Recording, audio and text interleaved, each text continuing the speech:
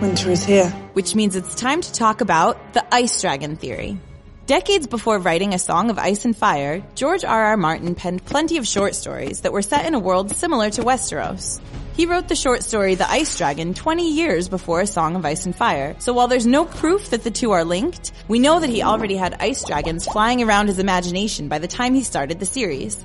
He describes the ice dragon itself in the following passage. The ice dragon was large, half again the size of the scaled green war dragons that Hal and his fellows flew. Adara had heard legends of wild dragons larger than mountains, but she had never seen any.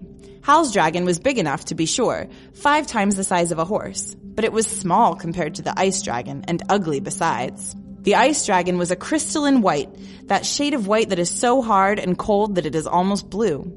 It was covered with hoarfrost, so when it moved, its skin broke and crackled as the crust on the snow crackles beneath a man's boots, and flakes of rime fell off. Its eyes were clear and deep and icy. As you've probably already guessed, the coolest part about ice dragons, aside from being enormous, is that they breathe ice. Martin writes, "And when the ice dragon opened its great mouth and exhaled, it was not fire that came streaming out, the burning sulphurous stink of lesser dragons. The ice dragon breathed cold. Ice formed when it breathed. Warmth fled. Fires guttered and went out, shriven by the chill. Trees froze through to their slow secret souls, and their limbs turned brittle and cracked from their own weight. Animals turned blue and whimpered and died, their eyes bulging and their skin covered over with frost. The ice dragon breathed death into the world. Death and quiet and cold." While we have yet to meet an ice dragon in the world of Westeros, their name has come up multiple times in the books. When Jon is Lord Commander of the Night's Watch, he thinks about them a few times, always in relation to the Wall.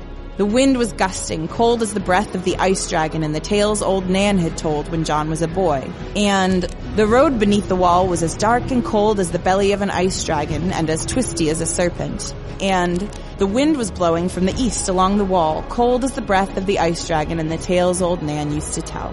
The Wall has been around for 8,000 years. Legend has it that giants helped stack the enormous blocks of ice, but even with thousands of giants, it would have been nearly impossible to build such a tall structure. Instead, it seems more likely that the Wall was built with some kind of magic. On his deathbed, Maester Aemon insinuates that it was the magical power of the Wall that enabled him to grow so old. "I should not have left the Wall," he says.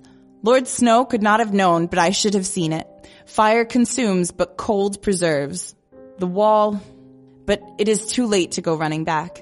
The stranger waits outside my door and will not be denied." It had to have been some pretty powerful magic to keep the old Targaryen alive for so long, and dragons are one of the most powerful forms of magic around.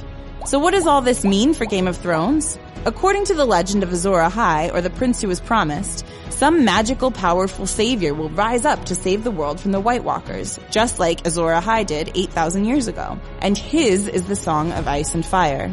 We've also heard that there will be 3 heads to this dragon savior. From what we've seen so far, Daenerys seems to fit every major part of that prophecy, especially the fire part. Jon Snow is also a good match, what with being half fiery Targaryen and half icy Stark.